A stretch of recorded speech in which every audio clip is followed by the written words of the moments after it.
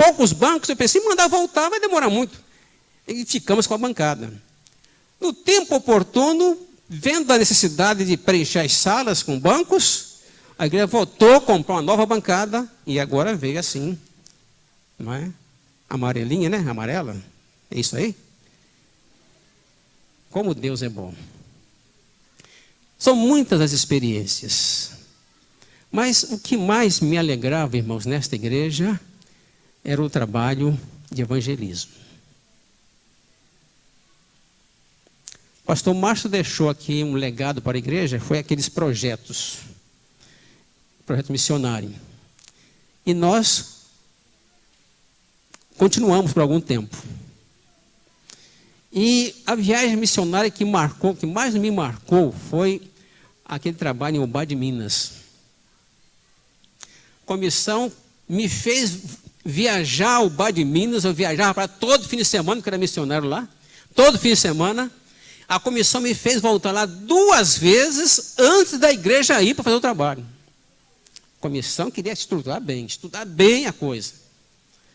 E nós então fomos 2 vezes ao Ubá de Minas, conversar com aqueles irmãos, o pastor Luciano estava lá, e foi tão bem organizado o trabalho, que nós conseguimos reunir na Praça Guido de Ubá de Minas, mais ou menos 5.000 pessoas. A praça ficou tomada de gente.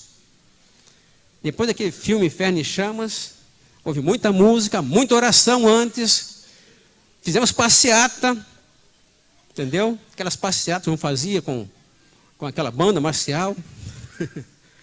A polícia nos deu apoio, fechando lá o trânsito. Viu? Palavra de ordem, está imitando o Márcio. A cidade parou. Distribuímos lá mais de 10.000 convites. Programa na rádio anunciando o trabalho. Irmãos, no final do culto, quando fizemos o apelo, tivemos mais ou menos 200 decisões. O irmão Isaías ficou tonto lá, com muita gente para distribuir o Novo Testamento. Tinha uma equipe boa trabalhando. Não é? É isso que o pastor Márcio acabou de dizer, isso que causa adrenalina, né? Nos empolga. Não é? Que coisa maravilhosa. A igreja precisa continuar com essa paixão pelas almas perdidas. Como o mundo está estragado. Como o mundo está estragado. Eu estava olhando, acompanhando o noticiário sobre a morte de Michael Jackson. O choro dos fãs. E fiquei pensando, como esta gente precisa de Jesus.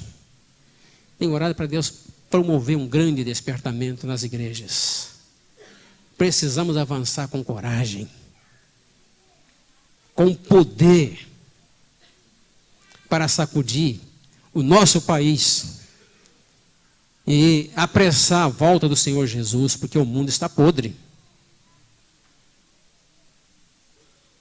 Às vezes eu estou vendo televisão, o repórter, meio-dia, e os irmãos sabem que após o almoço eu vejo o jornal Hoje, uma parte, porque é uma cochilada naquele horário.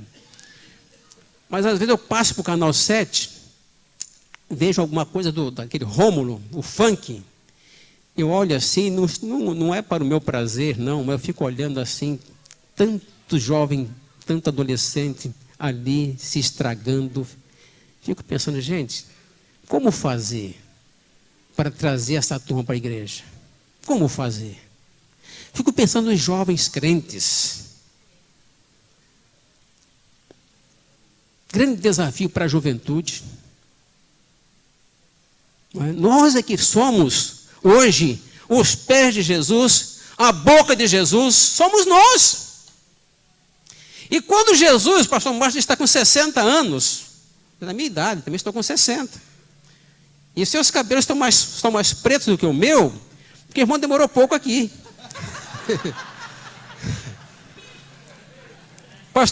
O pastor Paulo chegou lá na igreja do parque essa semana, foi sexta-feira, passou a mão no meu cabelo, sua cabeça está branquinho, está bonito, de terno. Esse terno foi a igreja que me deu. Os irmãos me deram esse terno. Aí eu estava pensando assim, mas há 24 anos atrás, meu cabelo estava pretinho igual o dele. Daqui a 24 anos, o irmão vai ver só. Então, quando Jesus chamou os discípulos, eles não eram velhos, não. Eu fico pensando que ele chamou os filhos de Zebedeu. E Zebedeu ficou lá nas redes. Os filhos seguiram. Foram jovens que seguiram Jesus para encarar o maior desafio de todos os tempos, que é testemunhar de Jesus. E eles saíram e abandonaram tudo.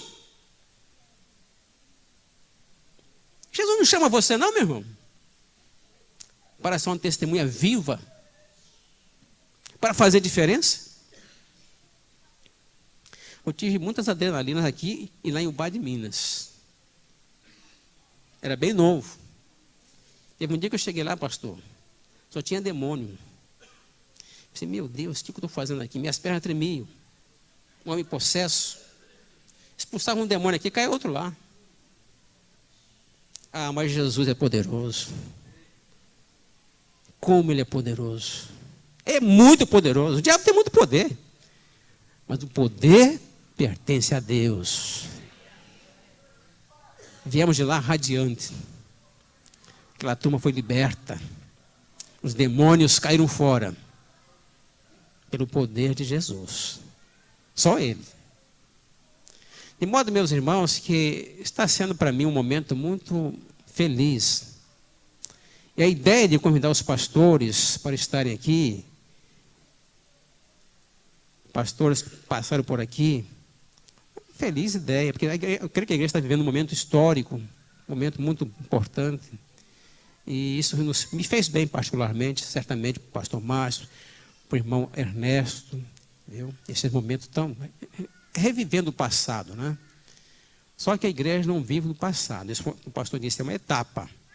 Agora a igreja tem que levantar a cabeça, erguer os olhos, porque os campos estão brancos para a ceifa. Amém, irmãos?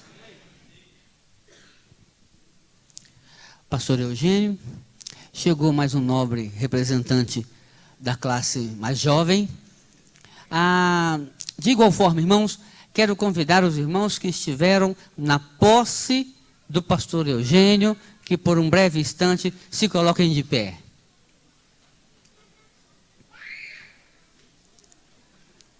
Agora, quero pedir aos irmãos que estiveram na despedida do pastor Eugênio que se junte.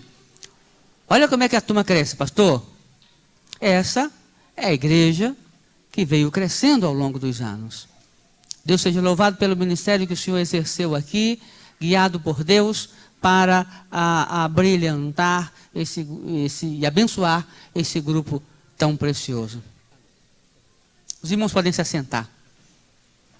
Queria só reconhecer aqui agora os irmãos e a família daqueles que estão com o irmão Ernesto. O irmão veio com quem aqui, irmão? Para que a igreja possa perceber. Minha esposa com a Florinha. A esposa e a Florinha. Tá bom.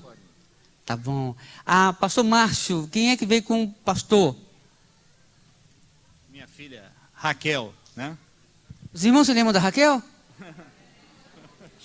O pastor Márcio fez uma maldade, a Érica fez uma maldade com o pastor Márcio quando chegou. Ela chegou e ficou toda sererepe, pulando na beirada da porta, e foi lá e deu um abraço. O senhor lembra de mim, pastor? Que maldade. Era uma menininha. Chega depois de 20 e tantos anos, querendo que se lembre. Irmãos, eu quero só procurar fechar, encerrar isto, lembrando aos irmãos que quando Davi foi chamado por Deus para a construção do templo, quem construiu foi Salomão.